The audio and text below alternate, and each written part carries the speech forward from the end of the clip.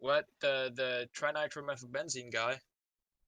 Oh, Hello, hello, hello. Yes, we're live streaming now. It is May, and I'm just doing another, for the heck of it, let's isolate together thing. This one I am opening up to the public chat on the Bugacity Discord. So, how you guys doing? Hey, sorry I missed the last one. I'm doing all right. I had to get you all to shut up so I could go live, and now you won't say anything. Eh, That's how it goes. That's because YouTube limits what we can talk about. Yeah. Yeah. All right, Ian Smith Peer pressure. and 246TNT in the chat. How you guys doing? Every time Yeah, I'm good, every time I come on these live streams, Jane always ends up getting demonetized. You know, what the F is up with that effing N-word shit? That's just a joke. yeah, it wasn't funny. Yeah. Nah. Speaking of which, YouTube being trolled by people who are giving their videos really offensive names, but the context is nothing but bogus.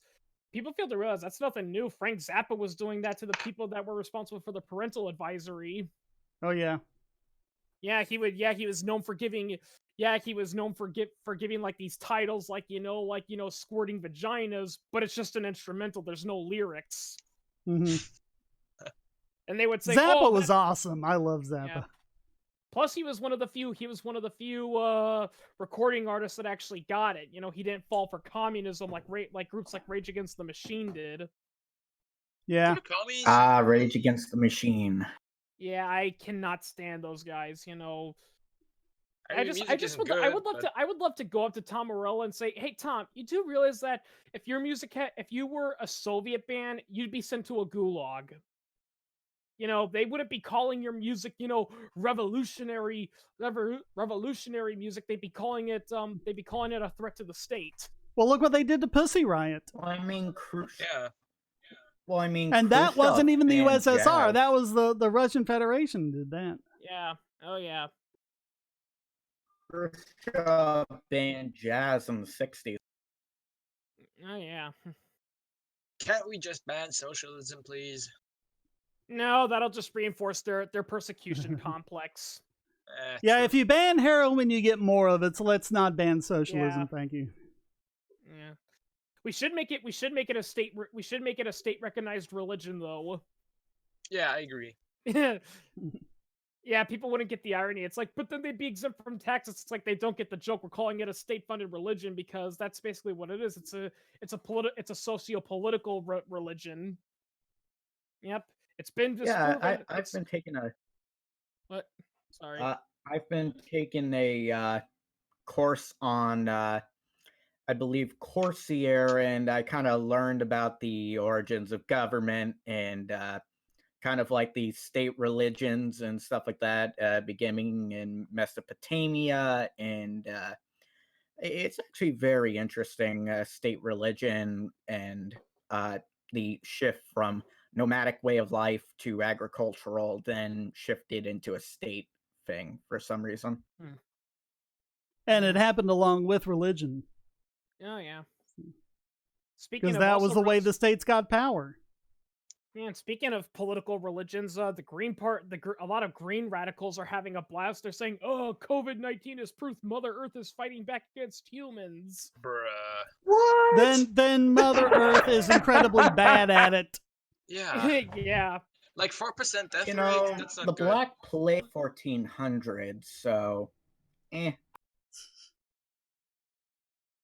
Yeah, I mean, Mother Nature's not really good. I mean, or she's 1300. she's tried to kill all life on Earth like 3 times, if I recall correctly, and she came close in the Cambrian period, but still failed.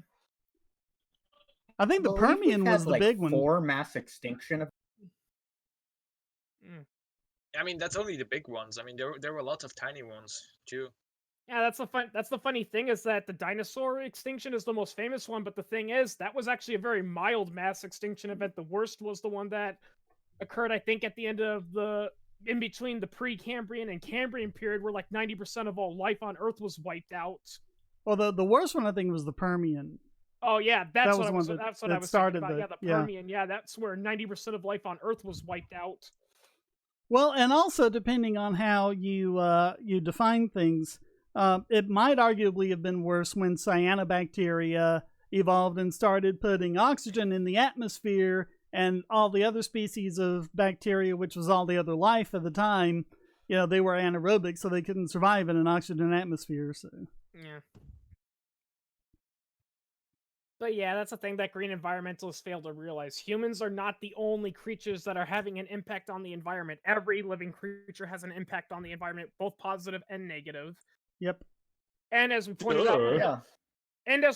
with the Permian extinction event, what may be a bad thing for some species may be a good thing for others. Because, like you said, a lot of people believe those extinctions were caused by increased levels of oxygen in the atmosphere, and yeah, that wiped out most of the life that couldn't handle that much oxygen, but it paved the way for more advanced species in the long run.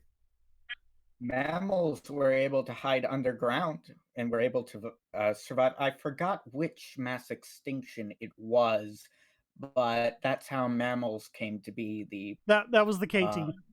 Yeah. Okay. Sorry, it's been a while since high school science.